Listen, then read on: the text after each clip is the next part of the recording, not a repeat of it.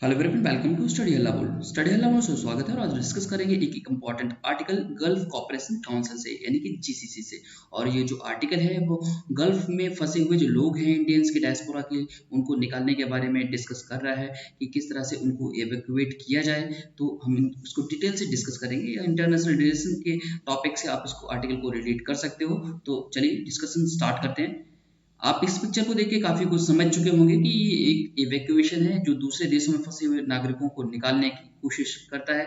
जैसा कि ये इंडिया की एक पिक्चर है। तो जब कुवैत में लोग फंसे हुए थे वहां से लाखों की संख्या में लोग निकाले गए थे, तो उसका एक ही पिक्चर है, आपको ध्यान में रखना है।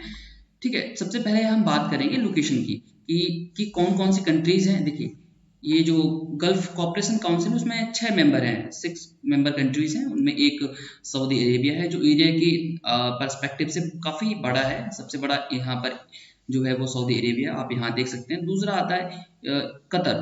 तो कतर आप देखेंगे, ये जो आपका छोटा सा ये कतर है यहाँ पे। उसके बाद दुबई जो है यूएई, यानी कि ये यूएई आप देख सकते हैं। ठीक है, कतर हो गया।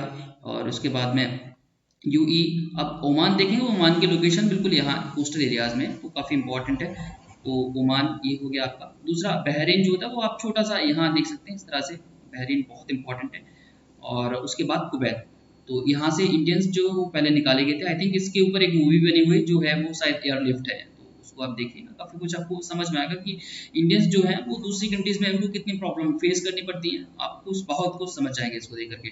तो कुवैत है, आप इन कंट्रीज को देख कर, सऊदी अरेबिया, तो ये बहुत इंपॉर्टेंट है ट्रेड के लिए, बिकॉज ऑफ ये ओपेक का हिस्सा भी है, ध्यान रखिएगा। ओपेक मतलब जो पेट्रोल को एक्सपोर्ट करती कंट्रीज, बहुत इंपॉर्टेंट है। इनकी जो इकोनॉमी है लगभग पेट्रोल पे ही टिकी हुई है। बहुत ज़्यादा ट्रेड के जो पर्सपेक्टिव से इंपॉर्टेंट है इंडिया के लिए, बल्कि देश दुनिया की जो नज़र है वो इन पे रहती है। ठीक है, तो काफ़ी इंपॉर्टेंट है। लेकिन मैं आपको थोड़ा इसको इंडिया से रिलेट करके समझाऊंगा कि इंडिया की लोकेशन कहाँ है। देखिए, ये आप सऊदी अरेबिया जो है वो यहाँ पे आप देख सकते हैं। उसके बाद आप ओमान देखेंगे, ये इस तरह से। तो ये बिल्कुल आप बिल्कुल यहाँ फंसे हुए जो, तो ये इंडिया है, ध्यान से। इसके बीच ईरान है, यहाँ पे तुर्की है, सूडान है। और देखिए, अफ्रीकन कॉन्टिनेंट जो है वो काफ़ी यहाँ पर गरीबी है। तो ये जो कॉन्टिनेंट है यहाँ सबसे ज़्यादा केसेस देखने को मिलेंगे आपको कोरोना वायरस के। ठीक है, क्योंकि इनके पास जो बेसिक सुविधाएं नहीं है। मैंने पिछले आर्टिकल में आपको बताया था डब्ल्यूएचओ का जो रोल है वो कितना इंपॉर्टेंट है, आप अफ्रीका कॉन्टिनेंट में लगा के देख सकते हो इसको। ठीक है, तो इनके पास जो हेल्थ सर्विसेज हैं वो काफ़ी अच्छी नहीं है, तो इस वजह से डब्ल्यूएचओ का काफ़ी इंपॉर्टेंट रोल बन जाता है इसमें। तो इंडिया को रिलेट करके मैंने आपको बताया कि इंडिया का जो ट्रेड है वो यहाँ इन कंट्रीज से कितना अच्छा है, कितना इंपॉर्टेंट है। डिप्लोमेटिक टाइज जो है वो बहुत ज़्यादा फैक्टर करते हैं जब हम किसी दूसरी कंट्री से ट्रेड करते हैं। तो आपने देख ली लोकेशन। लोकेशन के बाद में अब चलते हैं अपने टॉपिक की तरफ पे। तो अब ये जो हमारा कंटेक्स्ट है वो ये है कि देखिए, इन जो गल्फ काउंसिल में है जो 6 कंट्रीज है, हमारे 6 कंट्रीज मैंने आपको नाम बताया, मैं आपको जीसीसी बोलूंगा, ध्यान रखिएगा। तो इसमें लगभग 8 मिलियन पीपल रहते हैं। 8 मिलियन का मतलब 80 लाख, 80 लाख के समथिंग लोग रहते हैं यहाँ पे। तो काफी बहुत बड़ा एक डायस्पोरा है इंडियंस का जो दूसरी इन 6 कंट्रीज में रहता है। ठीक है, तो राइटर्स ये कह रहे हैं इनमें 50% जो लोग हैं, ये 80 का 50% कि 40 लाख लोग ऐसे हैं जो अनस्किल्ड हैं, जो लिवर क्लास में काम करते हैं, जो नीचे तबके की जो काम है वो करते हैं। देखिए, ये कोई बुरा काम नहीं है, नीचे तबके का काम काम काम होता है। तो ये बहुत इंपॉर्टेंट है। और उसके बाद जो 30% हैं वो सेमी स्किल्ड पर्सन है। सेमी स्किल्ड का मतलब है कि थोड़ी इनके पास जॉब है और लेबर क्लासेस में काम तो करते हैं, लेकिन बट थोड़ा जॉब है इनके पास में अच्छी। और उनमें से 20% जो है वो स्किल्ड और लिक्रेटिव जॉब में काम करते हैं, उनके पास एम्प्लॉयड है अच्छा खासा।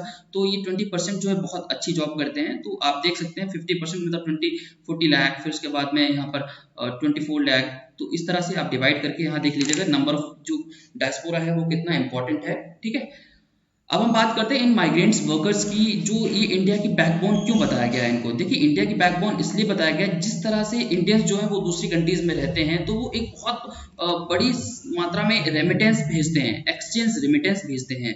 यानी कि दूसरी कंट्री जो करेंसी जिसमें काम करते हैं वो इंडिया में भेजते हैं। और जो रेमिटेंस है वो इंडिया की ट्रेड के लिए बहुत इंपॉर्टेंट है। ठीक है, क्योंकि हम दूसरी कंट्री से जो फॉरेन, आप एक चीज याद रखिए, फॉरेन एक्सचेंज रिजर्व जो है हमारा, ठीक है।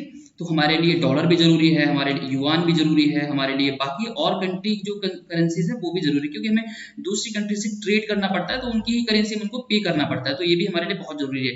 तो आप देख सकते हैं जो 80 मिलियंस हैं वो कितनी इंपॉर्टेंट है इंडिया के लिए, क्योंकि इंडिया के जो डिप्लोमेटिक टाइज हैं वो दूसरी कंट्री से किस तरह से हैं वो हम आगे बात करेंगे इसके बारे में। अब हम बात करेंगे कि इन जो जीसीसी की इकोनॉमी है उसमें जो इंडियन लेबर है वो कितनी इंपॉर्टेंट रोल प्ले करता है। देखिए जो यहाँ जीसीसी की जितनी भी कंट्रीज हैं, 6 कंट्रीज जो है हमारी, इनमें जितना भी कंस्ट्रक्शन का काम होता है उसमें जो है जो 40 लाख मैंने बताया लोगों जो इंडियंस हैं, बल्कि इंडियंस ही नहीं बल्कि कई सारी ऐसी कंट्रीज है जहाँ यहाँ पे लोग रहते हैं, जैसे बांग्लादेश हो गया, बहुत बड़ी संख्या में बांग्लादेश के लोग रहते हैं, अफगानिस्तान के लोग रहते हैं, यहाँ पे पाकिस्तान के लोग रहते हैं, बहुत जो है बहुत इंपॉर्टेंट रोल प्ले करते हैं यहाँ के कंस्ट्रक्शन के काम में। जैसा कि आप अगर यूएई देखें, दुबई, बुर्ज खलीफा, तो ये बहुत जो है यहाँ पर बहुत बड़ी संख्या में इंडियंस रहते हैं, ठीक है, ये आपको याद रखना है। तो इनके इकोनॉमी में इनका एक बहुत बड़ा रोल है, क्योंकि जितना भी कंस्ट्रक्शन काम होता है वो ये इंडियंस और बाकी अदर देशों के जो लोग हैं लेबर क्लास में काम करते हैं वो बहुत ज़्यादा रोल प्ले करते हैं।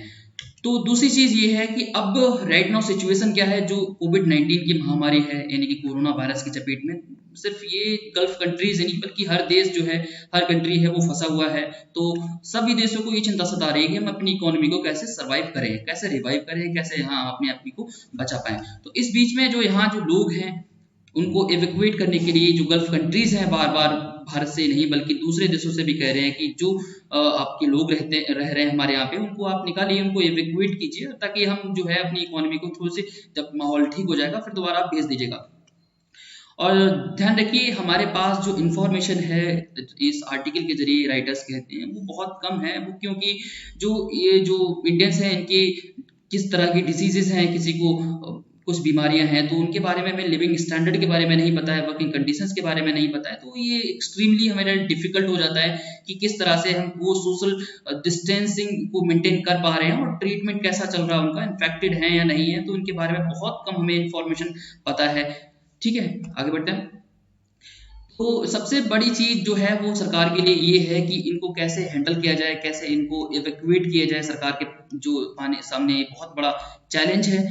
तो देखिए ध्यान से कि एक सबसे बड़ा प्रॉब्लम सरकार के लिए ये भी है कि 1000 के नंबर में ऐसे जो यहाँ नागरिक रह रहे हैं इंडियन डायस्पोरा के, उनके पास प्रॉपर डॉक्यूमेंटेशन नहीं है, क्योंकि कुछ लोग ऐसे होते हैं जो जुगाड़ लगा के पहुंच जाते हैं जिस तरह से पहुंचना है उनको, तो वो पहुंचने के बाद में फिर वहां से इनको जब निकलना होता है तो प्रॉपर डॉक्यूमेंटेशन नहीं होता है। क्योंकि ध्यान दीजिएगा कि इंडिया से जो इंटरनेशनल फ्लाइट्स जाती हैं वो दुबई होके जाती हैं, अबू धाबी, दोहा, यहाँ पर उनको सबसे पहले जाती हैं, फिर उसके बाद फिर दूसरी कंट्रीज में जाती हैं।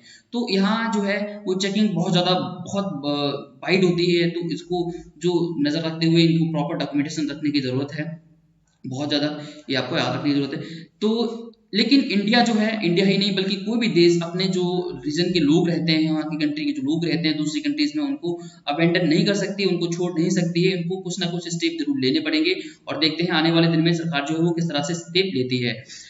सबसे बड़ी चीज ये है कि ये जो टाइम है इंडिया के लिए नहीं बल्कि अक्रॉस द वर्ल्ड बहुत टेस्टिंग का टाइम है, इसकी इंड्योरेंस का टाइम है कि किस तरह से इंडिया अपने गल्फ कंट्रीज से जो टाई अप है वो डिप्लोमेटिक जो रिलेशंस है वो मेंटेन करके रख पाता है, और वहाँ जो फंसे हुए लोग हैं वो कैसे इवैक्यूएट करता है।